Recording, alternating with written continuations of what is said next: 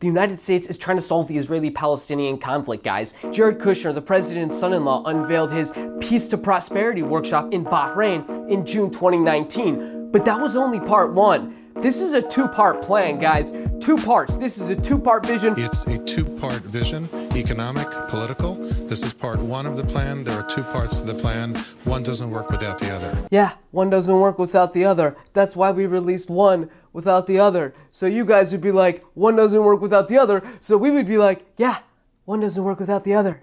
Duh.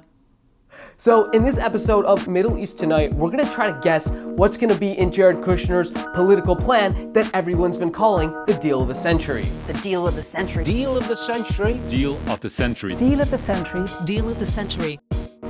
There are 4 things we know about this plan, for sure. Number 1, the page count. It's going to be about 60 pages. We've been told that. We know that already. Number 2, we know what it's going to say about Jerusalem. It is true that the PLO and the Palestinian Authority continue to assert that East Jerusalem must be a capital for the Palestinians. But let's remember, an aspiration is not a right. Please do not read into that statement anything about the content of the political portion of the plan. Jason, why would anyone do that? I mean, what could possibly be political about the right to Jerusalem? I mean, it's all about spiritual, bro. It's all about just connecting to yourself. Jason, when was the last time you were in shul, bro?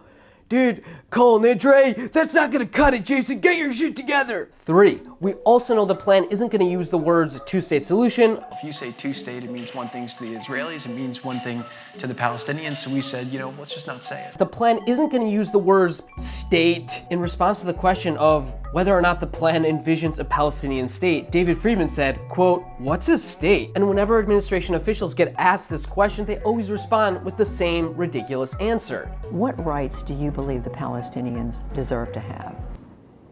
The rights is a big word. Do you think the Palestinians deserve to have independence as Israelis have their independence? I would just say that you can't summarize such an extraordinarily complex conflict with the word independence. Jared Kushner, you're being sworn in as an advisor to the President of the United States of America. Please state your name for the record. But does a name really capture the complexities of my multitudinous? I mean, I'm so multitudinal and so complex that, Jared Kushner doesn't really capture all that complexity. You know what I mean?